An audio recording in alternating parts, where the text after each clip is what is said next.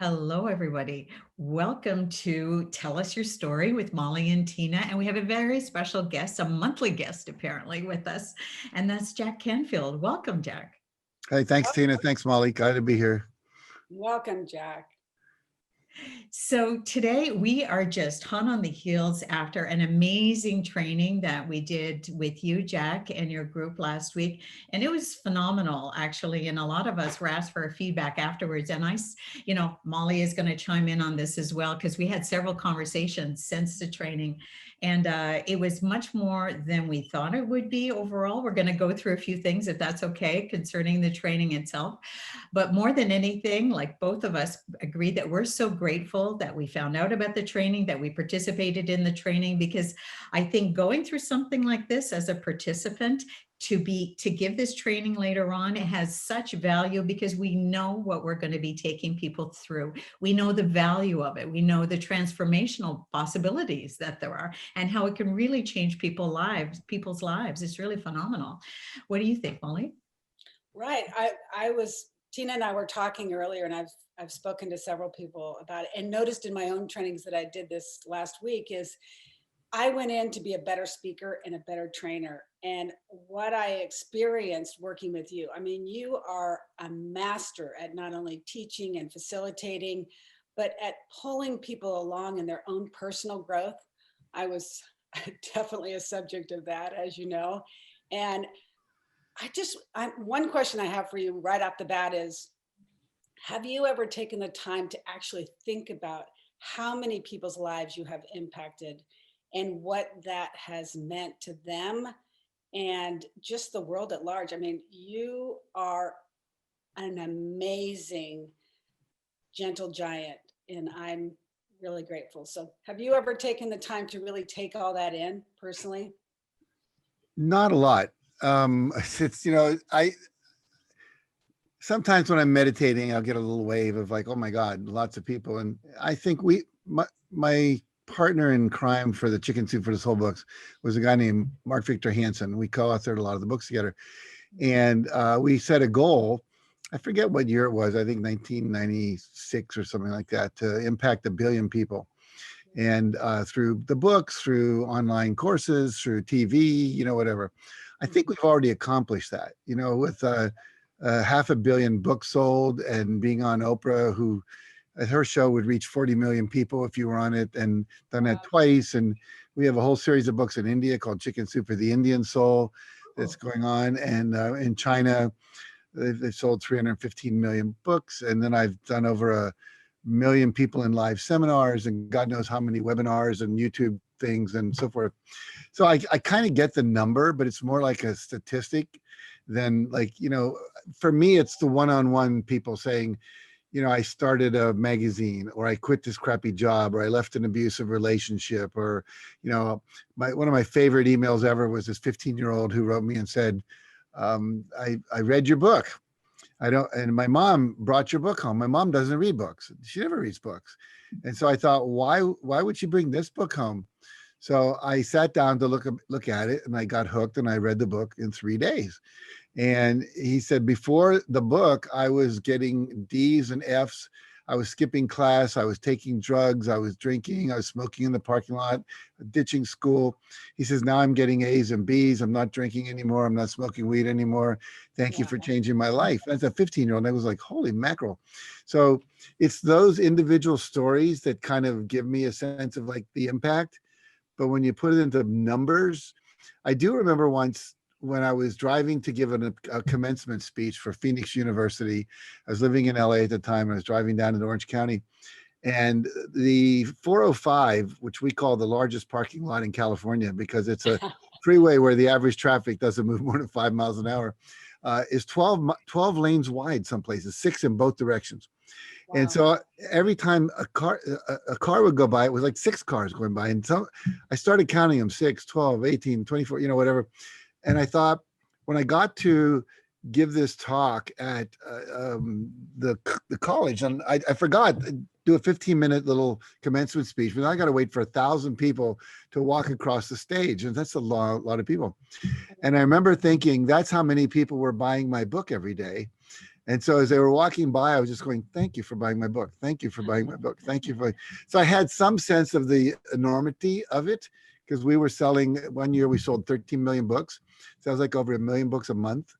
And so it's like, but it's still, like they put 80,000 people in a football arena. And I actually got to stand down on the sideline of a pro football game for about 5 minutes, and then I had to go back in the stands. And I'm looking up at all these people and realizing, oh my God, times that by like 1,000, and that's how many books we were selling a month. It's just like, it was bizarro. And so it's beyond my ability to kind of comprehend it. Last night, Patty Aubrey came over to my office and we were talking for a few minutes, and I have this diffuser from my essential oils, and it vibrates at 1 million times per second. Now, I can't imagine anything vibrating 1 million times. I could do that all day and it wouldn't be 1 million. And that does it per second. So there's just things quantitatively I can't grok, Right. Well, I will tell you that I personally experienced it, and you are talented and amazing. So thank you so much. And I hope sometime as you encourage your trainers to do, is to feel into that. What does that feel like? Because you're going to enjoy the feeling. I know you will. Good. I'm smiling. I'm feeling it. How about you, Tina?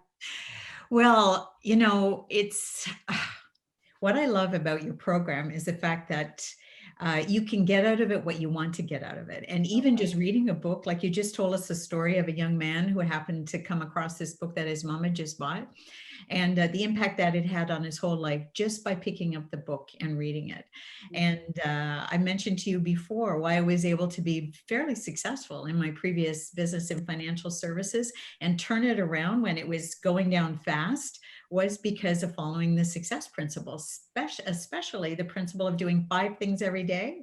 And I mean, I still do. You sent us these block notes, and I still have like these 5 notes that I'm following on a daily basis. It's such a great habit to use. But what I want to say is that, by us having done the course itself and now being qualified, to be able to give the course ourselves, it can go that much deeper. So, because I had done it before and read your book and used the principles, I thought, I got to figure it out. I'm going to be going into this course with you this fall just to learn how to speak and make contacts and network. It's going to be fun. I had no idea. Absolutely not. I wouldn't have signed up had I had any idea. Well, don't say that. No one will ever sign up. No. I mean, it was, I would have signed up for sure, because it's so, it is just amazing, the transformation. So yeah, it's usually a lot deeper and more profound than people think it's going to be. I think that's totally true. And a lot of people sign up for professional reasons, and they get that. But also the personal growth that comes with it is something that often people don't predict, and the breakthroughs they have and the awareness that they have. So I really hear that. So for me, 2 of the items, and I can't wait to start bringing that to clients, and Mollie and I shared that same reflection, is the personal story, for example. Whether you're going to be public speaking or not, I think it's such a useful exercise for your own benefit to have your own personal story. And especially sometimes by talking to a coach about it, you think this is your story, but that's not really your story. And one minute, which was my case, one minute part of the story, which I thought was, an accessory, was actually the whole story, right? And it was just such a great revelation. And I just feel like I went through a huge therapy session that I didn't know I was going to get, or I didn't sign up for. And that was really beautiful. Was there anything for you? Like, where did the genesis for that come from? Like, there's a few really impactful points, but that one, Mollie and I were just really floored by that one. Was there a particular genesis for that one? Well, I think what I've noticed in the speaking business, and I've been in that for a long time, is that when people share their own personal journey, especially the challenging times they had, the turning points, the overcoming obstacles, the persevering through tough times, that when you share those stories, people can relate to you. And I think I shared in the training this idea of a diagram that looks like this. You're coming along in life and something happens and you go down into the valley, and then you discover something in a valley and you come back up here higher than you were before you went into the valley. And, John Gray, when he talks about Men Are From Mars, talks about how he had a series, called himself a serial monogamist. He basically had a series of relationships, none of which worked out. And he said, and then I was down in this valley thinking, am I ever going to have a long-term relationship? I'm not fulfilled. And he describes it in great detail, which is where the audience then relates to you, because the audience that you're wanting to transform is living out there in an untransformed, painful state, that they want that pain to disappear. And you've got a solution for them. But for them to know that you can help them, they kind of have to know, where they are. You've been there and you climbed out. And so then he says, and one day I discovered it's like men and women are from like two different planets. We don't think the same way. Men are from Mars, women are from Venus. And that's how he came up with the title of his book. And he said, when I started treating women like women instead of men, everything worked better. So what happens is that you're coming along, you have this event down in the valley, miserable, not having relationships. And all of a sudden he's up here, he's got this best-selling book. Why? Because he learned these principles. He started applying them in his life. And so I think why it's so important to be, as a speaker, a trainer, a coach, a therapist, whatever, is to be able to let people know that you know where their pain is. You've been there. And that's where they connect to you. It's the emotional connection. It's where trust is built. And so when you tell the story that reveals things you usually think you shouldn't, because you want to project this persona.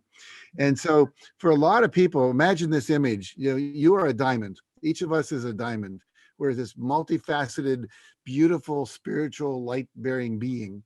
And then what happens as we grow up, we get encrusted with manure, because we get all these fears and beliefs and cultural conditionings that basically cloud out the diamond. But because we don't realize we're a diamond, we just look at ourselves and we see this ball of manure. We say, well, I can't present myself this way. And say, hi, my name's Jack and I'm just a big ball of manure. What we do is we cover the manure with a layer of nail polish. And that becomes our persona.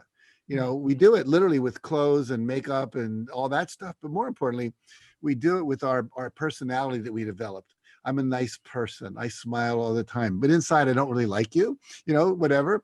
And so what happens is people pick that up. And so when we're trying to pretend we're perfect, and nobody's perfect. I mean, we're perfect in our imperfections. That's what makes us perfect. We're human. But what happens is that we try to hide parts of ourselves.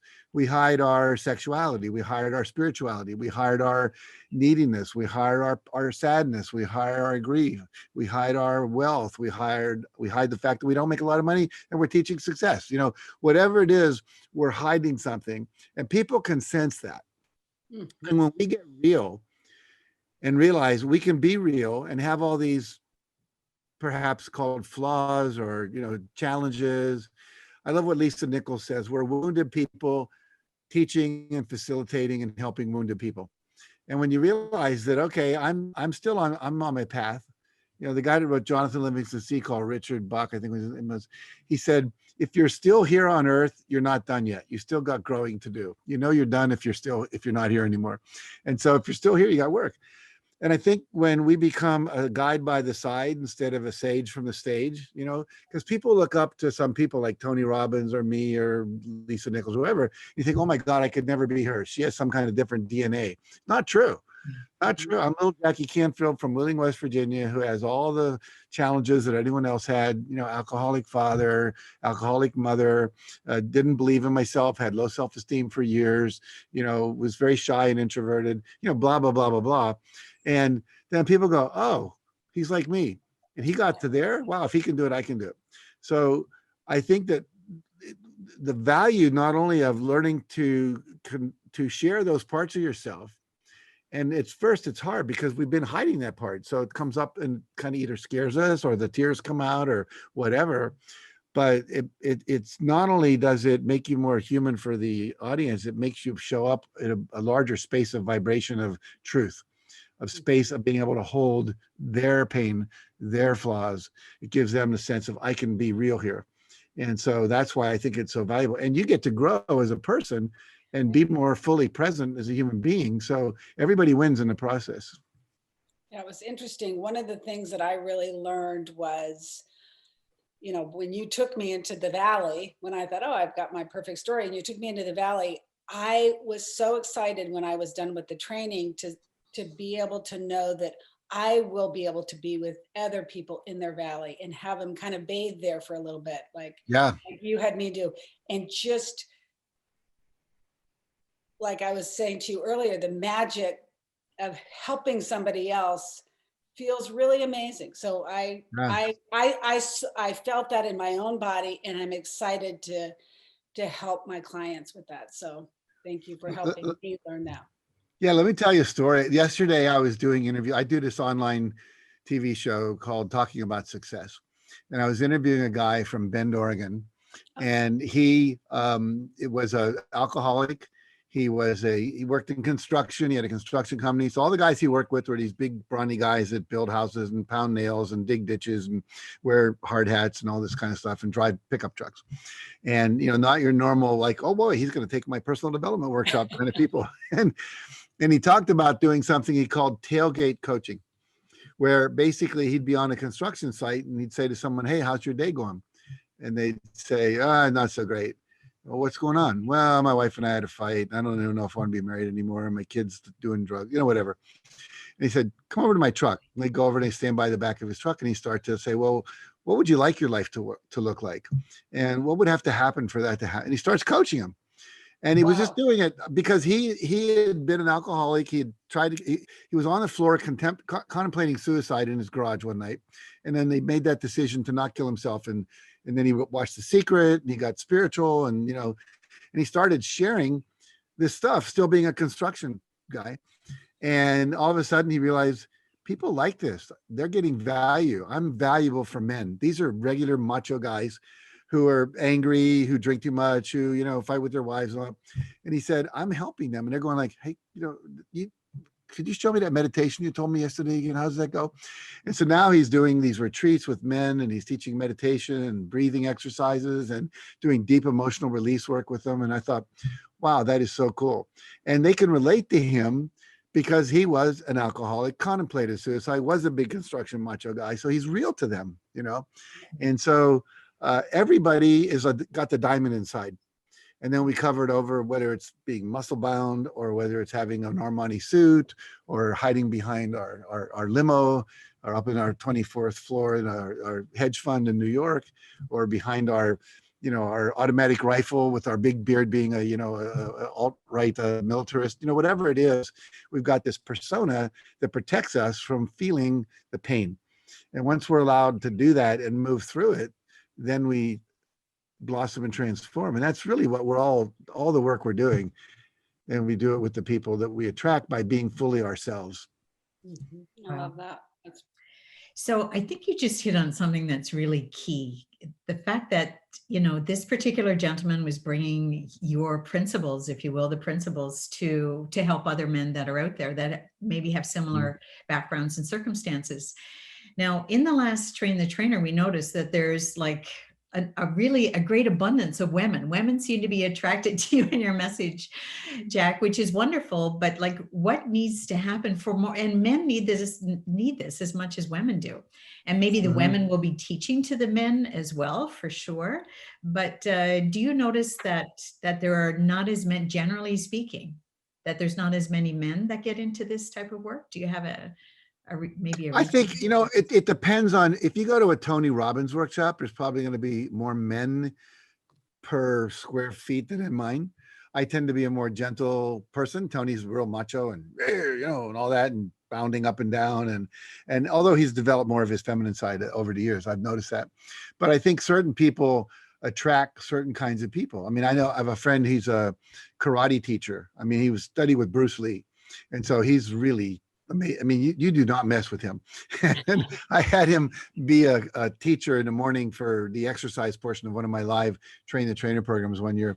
And everyone loved him. And so, he attracts men because men are attracted to the martial arts, So I think that different people attract different people. I do have a lot of male students. Like yesterday, I had 2 interviews with 2 students and 2 females, but in generally, I'd say my seminars attract 60-40, 70-30 women to men. Women in general are more open to feeling their feelings. Right. Women, this is a physiological fact. There is a connector, a band of nerves that connect the emotional center to the articulation center in the brain. So you feel the emotion, you talk about it. Women have a larger band of those neurons than men do. So for men, it's much more difficult to talk about their feelings than it is for women. Part of it's the conditioning we get as we grow up in, Western society for sure. I'm not so sure about other societies, but I know for the West for sure. And also, it's not reinforced. When you're a kid, for me, growing up with two brothers and eventually a sister, but the early years, you hurt yourself. Your dad was saying, "Come on, suck it up, be tough. You can handle this." My sister, "Come here, crawl on my lap. It's okay." So Oh, it was just a different set of parenting that the guys got than the girls got. Then I went to military school for 8 years. It was wipe that smile off your face, mister. I was playing football. I hurt my knee. I come limping out. My coach says, "How far is your knee from your heart?" I go, "I don't know, 2.5 feet. That's far enough.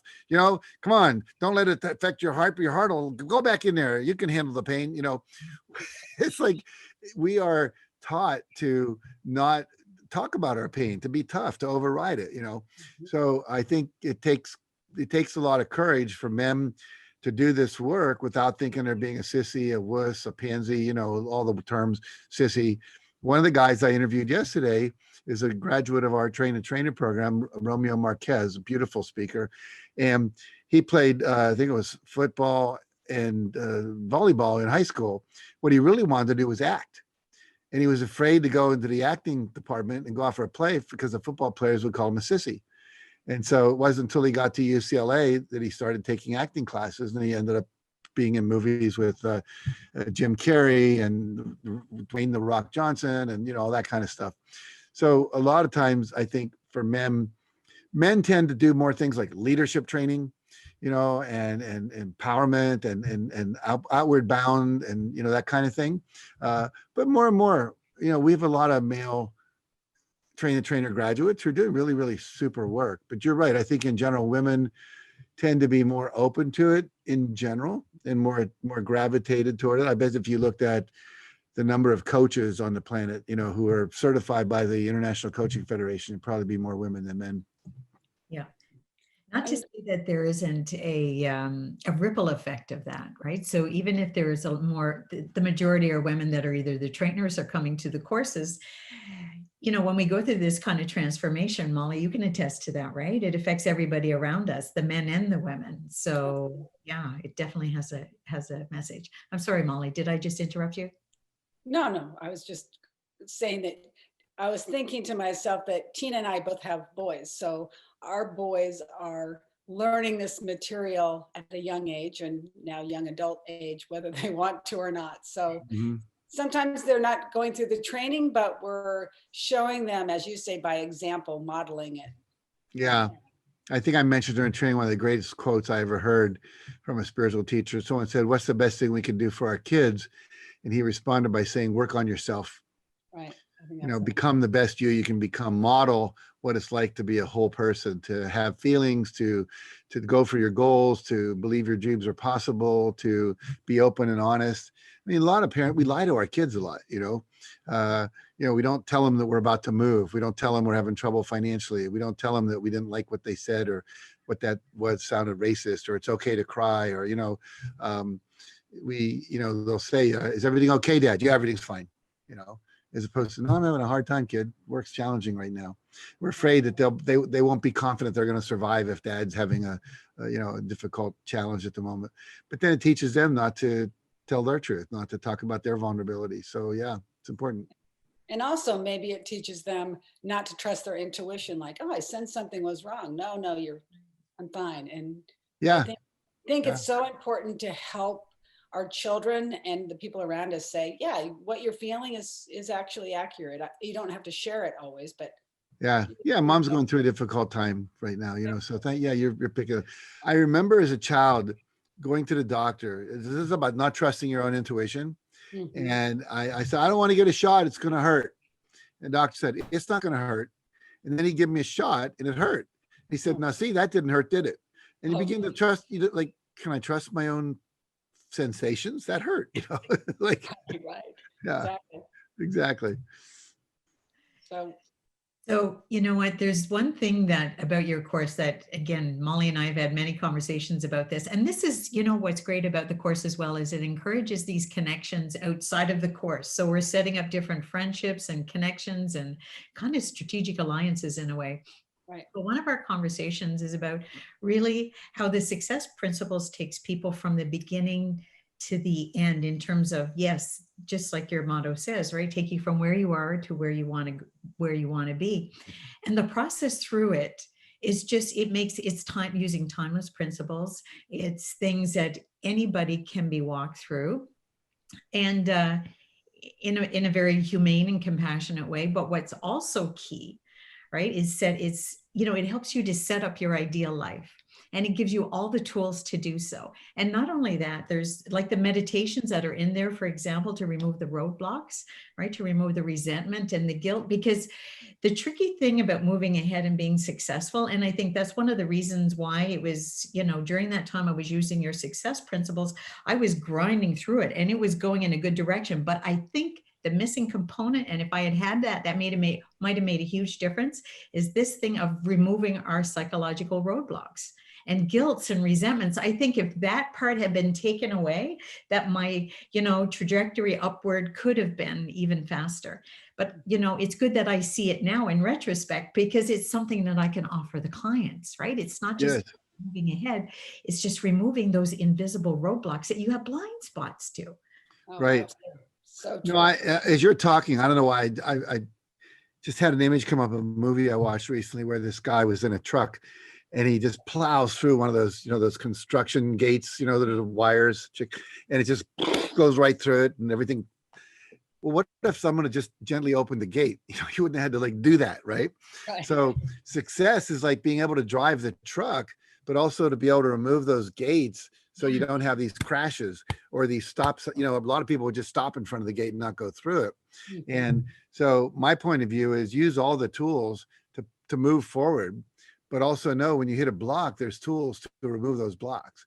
And the blocks are okay. And I tell people it's okay to have big goals. In fact, set big goals, because when you do, all the blocks that have been subconscious, that have been stopping you from succeeding, whether it's in relationships or health or fitness or money or job or whatever, are going to come up to the surface. And now we can address them. And if you have the tools, which you guys now do, to help people remove those blocks, the blocks of fear, the blocks of guilt, the blocks of unworthiness, the blocks of anger and resentment, you know, all that stuff, what happens is then it becomes easy. Life can become less of a struggle and more, yeah, you're going to hit roadblocks. I still hit blocks. You know, I started using essential oils in this last year, and we're doing a session with some guy who does something called aroma freedom therapy. And all of a sudden, something came up. I could not believe it.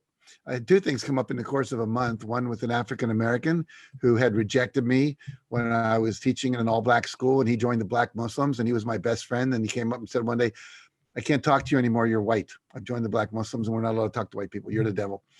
And he just walked away. That's like your husband of 20 years coming up and saying, "I'm getting a divorce. We're not going to talk about it. I'm leaving now. You'll never see me again." You go, "What? We can't even talk about it." And so I still had that in my body, holding on to that unconsciously, affecting the muscles in my neck, which made, you know, I had to see a chiropractor constantly. And the other thing was a belief I had about what people would think of me if I did a certain thing. And I'm 76. I've been doing this work nonstop for 50 years at least. And there's still things in there. And so as I move toward going from, I'm pretty successful, but could I be more successful? You know, I make a lot of money, but I don't make $100 million a year, but there are people who do. So if I wanted to get to that level, or I want to have 1 million trainers, as we say, then what's stopping me from taking those big next steps, whatever they are? I need to address that. And I can only address it by setting the goal and then noticing what shows up in terms of my unwillingness to make a call, my fear of rejection, my fear of looking foolish, being judged, you know, whatever it might be. Yeah, so powerful. Well, I know Tina and I, like Tina said, we've talked several times just about everything that we're learning and applying with our clients, and super grateful.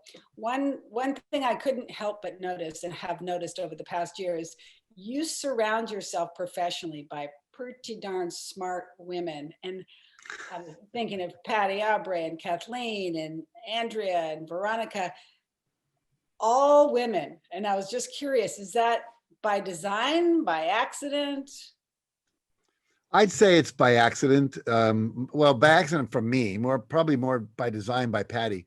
Um, for years, Patty ran the business part of the company, and I ran more of the intellectual, the books, the seminars, the design, the work in the world, the speeches, and so forth. And Veronica had worked with Patty in a previous company. They worked in a software company before Patty came over and worked with me. And she knew Veronica was a really great person. So she asked if she'd like to come over and run the office, and she did. And then Kathleen was a person who took one of our trainings and was one of the most resistant people on the planet. I mean, I literally, you want to talk about someone who resisted a training more than anyone on the planet, was Kathleen. And I often say the people who are the most resistant often become the best trainers because they're constantly asking you questions. They want to know, why should I do this? And blah, blah, blah, blah, blah. But they end up getting the answer, and they end up eventually doing the work, going through huge, blocks and fears and so forth. And so she just kept coming back to trainings and putting herself forward. And Patty really realized what a great trainer she was. And so she said we should hire her to help do this stuff. So we did. Andrea was an intern from the University of California, Santa Barbara, which is where we live. And she came into the office and just interned. And we realized she's an old soul with a huge heart and great wisdom. And so we hired her. And Jesse was another intern from UCSB. So it just accidentally, we've hired a few men over the years.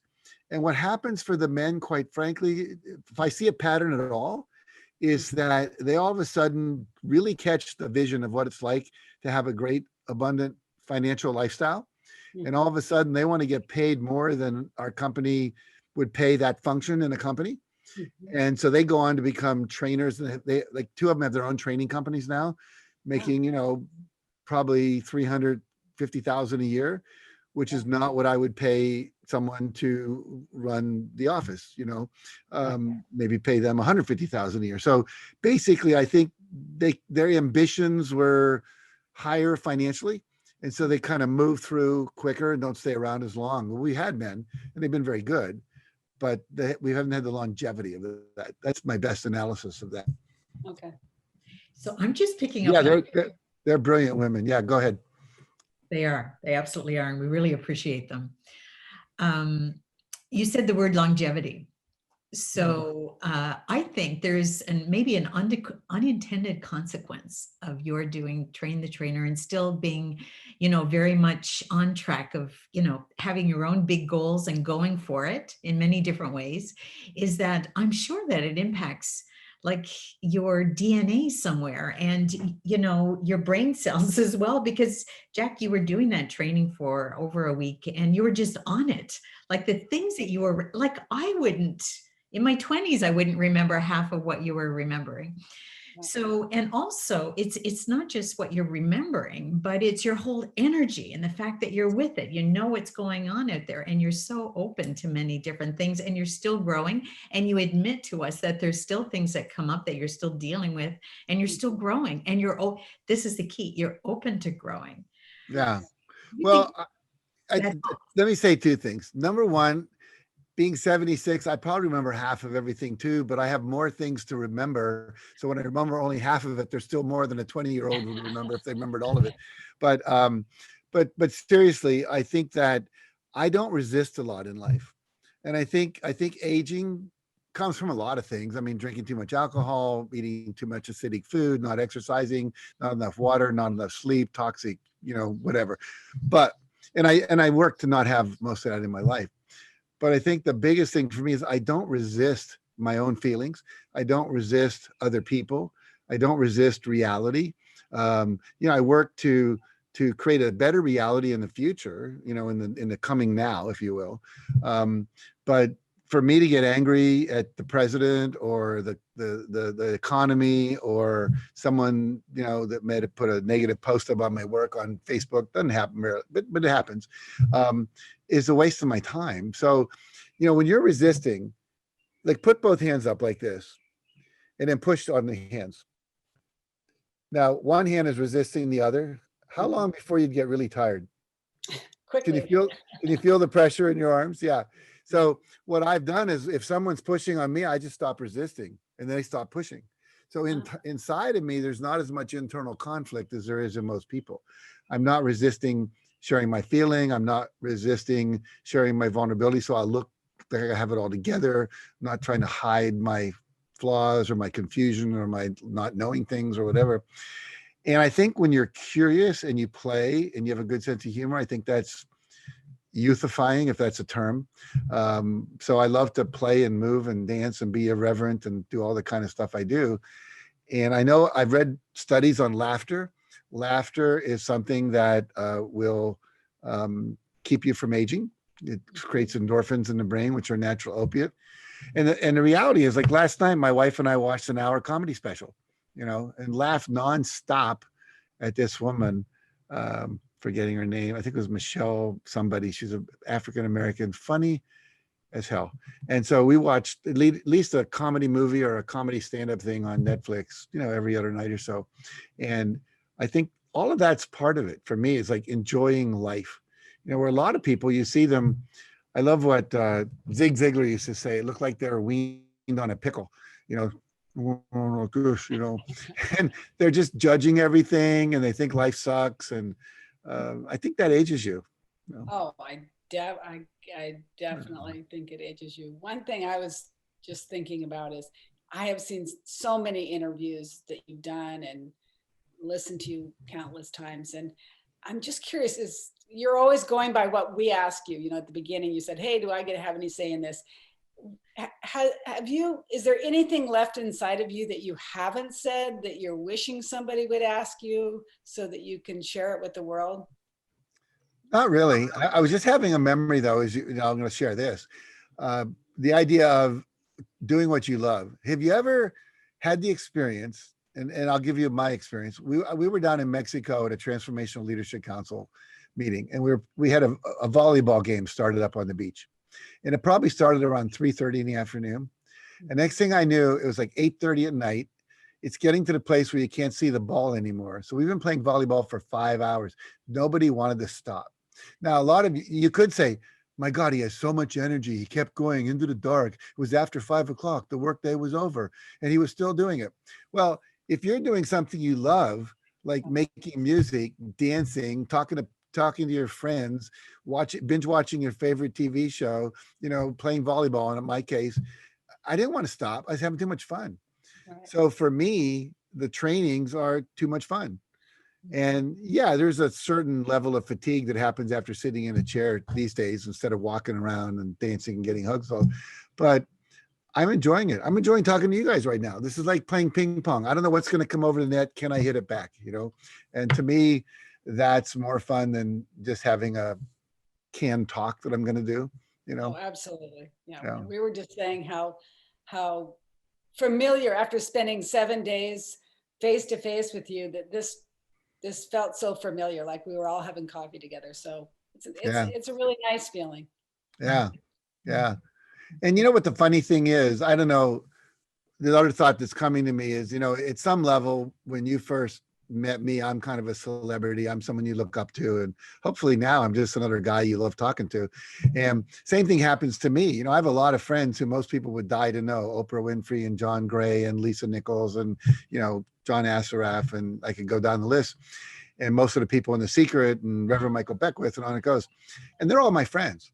But the first time I ever talked to them, I'd be sitting there going like, pinch me, I'm talking to Oprah Winfrey. It's like, and so you begin to realize they're just people like you are, and they have the same needs and wants to love and be loved, to connect, to, have fun and so on and so forth. So I realized for me, I think a lot of what probably was aging when I was younger was this fear of rejection that I had, that I wasn't going to measure up when I got with them and talked to them. They weren't going to be interested in me.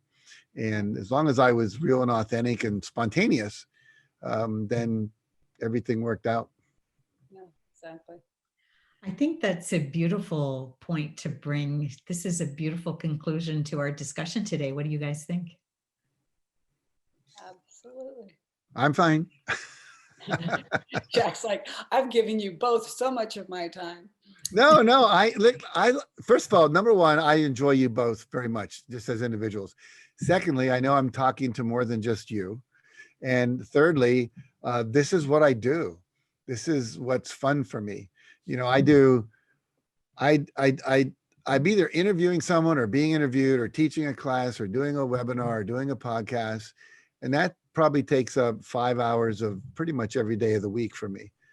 I can find better things to do. I mean, I'm writing books and I enjoy reading and all that, but this is like, oh, I get to go play golf. This is that for me. Yeah. Right. I actually have one other question. So a lot of my clients right now have had to pivot, obviously, in 2020. Some have lost their jobs. Some have the same job, but now they're doing not only their own job, but the job of 4 other people who have since left the company. Mhm. They're have often taken a salary cut. And how do we encourage people? First of all, how do you as an employer keep people motivated, knowing that there will be no bonuses and no incentives likely this year? And so for the employer, and then how do you keep your employees, how do you keep yourself as the employee moving forward, staying the course, being positive, staying motivated? Do you have any great insight on that? Well, I think there's two kinds of people in that situation. There's the people that are there just for the dollar because they have to make a living and they're just making a living. And then there are people who are there because they love what they do, or people that have a cause that's bigger than them, their why. You know, hey, we don't have as much money at the Red Cross right now because people aren't donating because they're just trying to get by on their own life. But I really care about saving lives, so I'm going to keep working at the Red Cross. I don't care if they cut my salary by a third. This is what I'm here to do. That's a different kind of person. So my staff, all of them, are really dedicated to the transformation of the lives of people. The people that come through my staff that aren't, they don't stay very long. And we have very little turnover, meaning that people come, they get excited about seeing the changes that people make. And when the pandemic hit and it was clear that we were going to take a financial hit, which we did, I said to everybody, look, I don't want to fire anybody, but we may have to reduce everybody's salary by 20% in order to keep paying everybody. What we're going to do also, I joined a multi-level marketing company, got everyone on my staff to join it. It's a very good company with essential oils. And I said, my goal is by August, September, October, if we don't have the income we need from trainings, that we'll have a supplemental income coming in for everybody. And so I've got people on my staff making an extra 1,000 or 2,000 a month right now that they wouldn't have gotten. So if their salary was to go down, so they understood that I'm looking out for them. They understood that we're a family. They understood that we're in this together. This is not American Airlines where I've got shareholders and I'm going to fire 25,000 people to make the bottom line so we don't go bankrupt. It's not that kind of company. I've only got 12 employees and 2, I would say, half-time consultants that are almost employees, like Kathleen Seeley and so forth. And so there's that aspect of it. So people are committed and they know that I care. And then I said, look, let's be creative. What can we do? We had to pivot and move all these people like yourselves who were signed up for a live training into an online course. Mm-hmm. Few people didn't want to do that. So we lost their income, but enough people did. And we enrolled some more people. It worked out really, really well. People are getting great value. So I think to the average person, I would say, first of all, look at if you're doing it for the money and you still have a job and maybe you're only making 4/5 of what you were making before, be grateful that you're making 4/5 of what you made before. So focus on gratitude. You know, people tend to focus on what's missing, not what they have. I used to do this exercise, Molly, in a training where I put up numbers on a blackboard. I go 1, 3, 5, 7, 9, 11, 13, 15, 17, 19, 21. Then I'd say, what's missing? And everyone would go, the even numbers are missing. And I said, no, nothing's missing. Nothing's missing. There's 10 numbers on the board. They all just happen to be odd numbers, but nothing's missing. It's only missing in your mind because you think they should be there. And so the reality is we all are looking at what used to be or what we think should be and focused on what's missing instead of what's present. And so for a lot of people, they do have savings. For a lot of people, they still have a home. For a lot of people, they have parents they could move in with if they lost their job, or they have people that they could borrow money from, or they have, like I have friends that they know if they lost their home, I've got a barn with an apartment above it. I've got 2 guest bedrooms, and they would be welcome. So most people have more than they think. Now, I don't want to underscore there are some people in some real poverty situations, like in the ghettos, inner cities, that are in dire straits at the moment. But again, there are some people in those situations who are making it work. How are they doing that? They're creating little co-ops. They're working together. They're moving in together. They're sharing their food. They're figuring out how to, play the government to get whatever. But I think that the main thing is to focus on what you do have, and then ask yourself the question, what is it that people need right now that I could provide? Right. Just to give you an example, in Santa Barbara, when the pandemic first hit, let's say mid-March, schools closed down. Kids couldn't go to school. They were doing distant learning. Distant learning wasn't taking place all day. It was like 8 to 12:30. So the afternoons off. So a lot of these kids who had cars basically went online, created something called Zoomers for Boomers. So the baby boomers are people my age who will often, I'm healthy, but a lot of them aren't. And so they were in this, what would you call it? At-risk population. And so they said, we'll come by your house, we'll pick up your order for food, we'll go to the grocery store, we'll buy it, we'll deliver it back to your home so you don't have to go out. And they didn't expect anything. Now they started getting tips. And they said, wow, we're actually making money. They were doing it out of just wanting to be nice people. They had a car, they had parents that could feed them and so forth. After about 3 months, this had become a business that was in 5 cities. And they're still in high school and they're entrepreneurs and they're making money. Wow. And so literally it's called find a need and fill it, because there's lots of needs out there that need to be filled. Uber Eats is one of those things that's filling a need. Mm-hmm. So be creative. If you go into fear, oh my God, we're going to starve, then the energy goes from the frontal cortex to the amygdala, and you can't think rationally, you can't think creatively. You just don't get creative thoughts.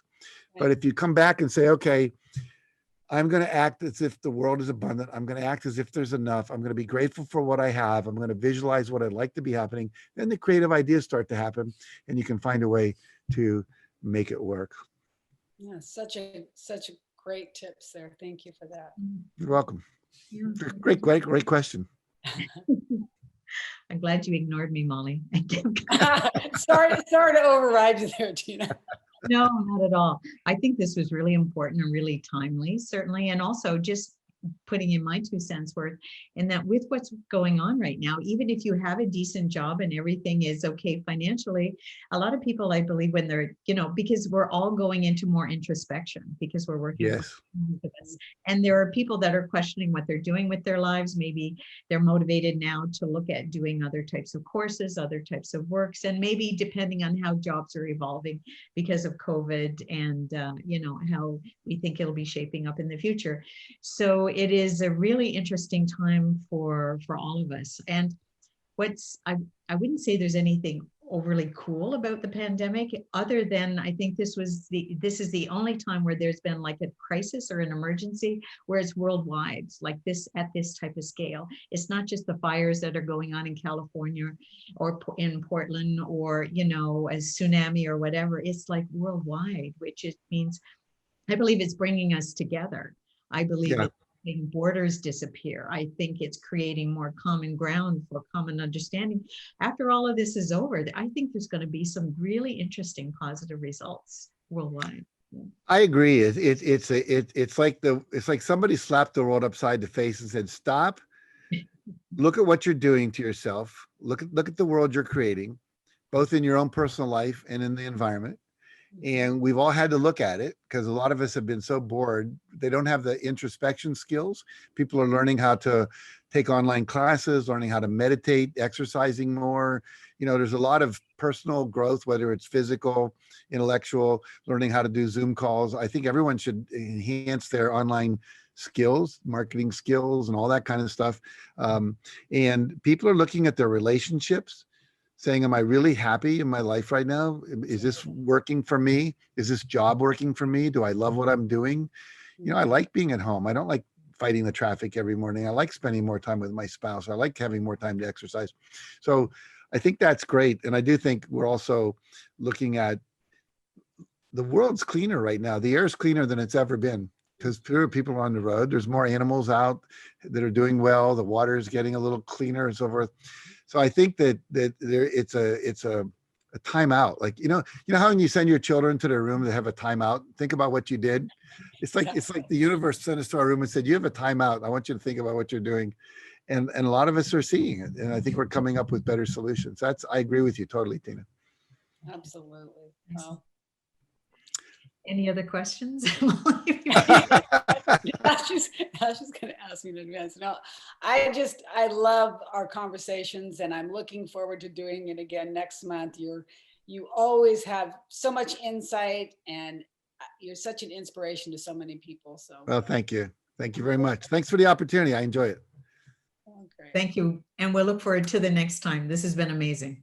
All right. Take care, guys. Everybody, all those watching too. Bye-bye. Thanks, Jack.